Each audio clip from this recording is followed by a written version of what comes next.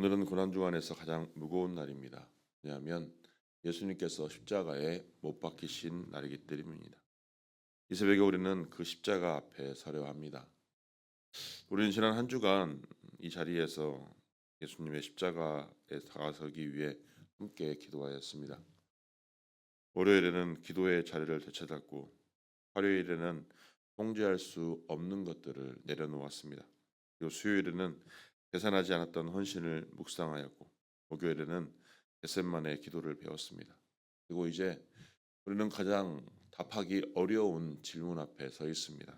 바로 하나님은 어디 계십니까?입니다. 우리는 이 질문을 삶의 참 어려운 자리에서 할 때가 너무나도 많습니다. 암 진단을 받은 성도가 병원에서 천장을 바라보며 하나님께 묻습니다. 사업이 무너지고 빚더미에 앉아서 절망에 빠졌을 때 이 질문을 합니다. 열심히 기도했는데 아무것도 바뀌지 않았을 때, 그리고 선하게 살려 했는데 오히려 고통이 깊어졌을 때 우리는 묻습니다.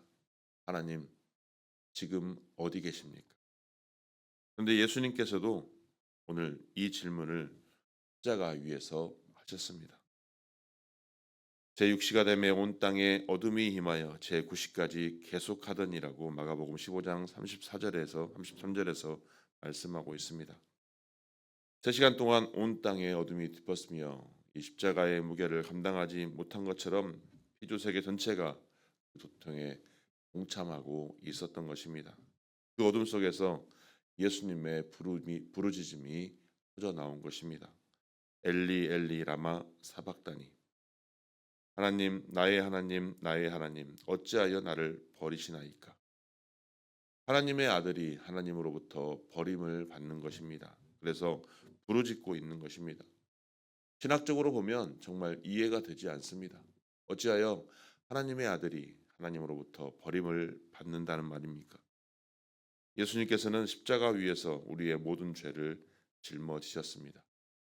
고린도후서 5장 21절 말씀에도 보면 하나님이 죄를 알지도 못하신 이를 우리를 대신하여 죄로 삼으신 것은 이라고 얘기하고 있습니다. 그 죄가 바로 하나님과의 단절을 의미하고 있는 것입니다. 예수님은 우리가 마땅히 받아야 될, 우리가 마땅히 감당해야 될 그 죄로 인한 하나님과에 대한 분리, 그 버림받음은 우리를 대신하여서 온몸으로 당하신 십자가의 죽음이셨던 것입니다. 바로 죄로 인한 형벌을 예수님께서 대신 받으신 것입니다. 그런데 예수님께서는 예수님의 신앙이 흔들린 것이 아니라 우리를 구원하시기 위해 우리가 서야 할 자리에 직접 서신 것입니다. 그리고 나의 하나님, 나의 하나님이라고 부르짖음은 그 버림받은 가운데서도 하나님을 놓지 않으시는 신뢰의 고백이기도 합니다. 시편 22절을 끝까지 읽어보면 결국 찬양과 신뢰로 마무리되고 있습니다. 예수님께서는 시편 22절의 말씀을 전체를 다 알고 계셨고 결말도 알고 계셨습니다. 그런데 예수님의 이 기도에 하나님께서는 응답하시지 않는 것처럼 보이지만 십자가는 하나님이 침묵하신 자리가 아니었습니다. 십자가는 하나님께서 인간의 가장 깊은 고통 속으로 직접 내려오신 자리입니다. 많은 종교들이 고통에서부터의 해방을 말합니다. 고통을 초월하거나 고통을 무감각하게 받아들이거나 고통의 의미를 찾으라고 가르칩니다.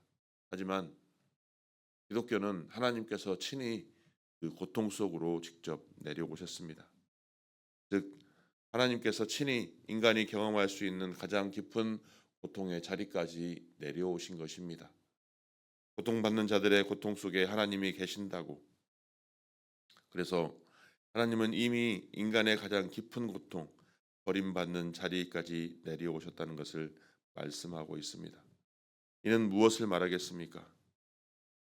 이사야 43장 2절 말씀에 보면 내가 물 가운데로 지날 때 내가 너와 함께 할 것이라. 강을 건널 때 물이 너를 침몰하지 못할 것이며 내가 불 가운데로 지날 때에도 타지 아니할 것이요 불꽃이 너를 사르지도 못하리니. 우리의 삶 속에 고통이 없어지는 것은 아닙니다. 그러나 여전히 그 고통 속에 우리 하나님께서 함께 하신다는 것을 우리가 알아야 한다는 것입니다. 성금요일 십자가 앞에 서면 우리는 절망의 끝을 봅니다. 그러나 동시에 우리는 이미 알고 있습니다. 그 십자가 위에 부활이 있다라는 것을. 예수님께서 큰 소리로 소리 지르고 숨을 거두시는 순간 두 가지 일이 동시에 일어났습니다. 성전 휘장이 위에서 아래로 찢어졌고 그 십자가를 지켜보던 로마의 백부장이 이 사람은 진실로 하나님의 아들이었도다라고 고백하고 있습니다. 예수님께서 죽으시던 바로 그 순간에 이방인 군인이 하나님의 아들을 고백했다는 것입니다. 가장 어두운 순간에 가장 놀라운 증언이 나온 것입니다. 성전의 휘장이 찢어진 것은 무슨 의미이겠습니까? 지성소와 성소를 가르던 그 두꺼운 휘장이 찢어졌다는 것은 이제 하나님과 인간 사이를 가로막던 장벽이 사라졌다는 것입니다. 예수님의 죽음으로 말미암아 우리가 하나님 앞으로 직접 나아갈 수 있는 길이 열린 것입니다. 버림받음이 화해를 열었습니다. 죽음이 생명의 문을 연 것입니다. 그래서 히브리서 4장 15절과 16절 말씀에서 이 십자가 위에 세워진 약속의 말씀이 기록되어 있습니다. 우리에게 있는 대제사장은 우리의 연약함을 동정하지 못하실 리가 아니요 모든 일에 우리와 똑같이 시험 받으신 이로되 죄는 없으시니라. 그러므로 우리는 긍휼하심을 받고 때를 따라 돕는 은혜를 얻기 위하여 은혜의 보좌 앞에 담대히 나아갈 것이니라. 하나님 우편에 우리를 위해 중보하고 계시는 예수 그리스도, 그 예수 그리스도가 십자가 아래서 우리를 위해 피 흘리셨으며 이를 통해 우리가 하나님과 교통할 수 있는 자리로 나아가게 된 것입니다. 그러므로 우리는 이 성금요일 새벽에 십자가 앞에 함께 섰습니다.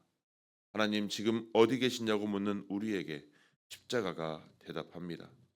고통 한가운데 계셨다고, 버림받은 자리에 먼저 내려오셨다고, 우리를 홀로 두지 않기 위해 친히 그 자리에 서셨다고. 이 자리에서 함께 우리가 하나님을 믿음으로 바라보며 기도할 수 있는 오늘 하루의 삶이 되기를 축원합니다. 나의 하나님, 나의 하나님이라고 부르짖었던 그 주님은 여전히 나의 하나님이십니다. 버림받음 속에서도 하나님을 붙드셨던 예수님처럼 우리도 고통 속에서 나의 하나님을 붙들 수 있는 십자가의 신앙이 우리의 신앙이 되기를 소망합니다. 그리고 그 십자가의 죽음이 끝이 아닌 부활의 아침을 기억하시기 바랍니다.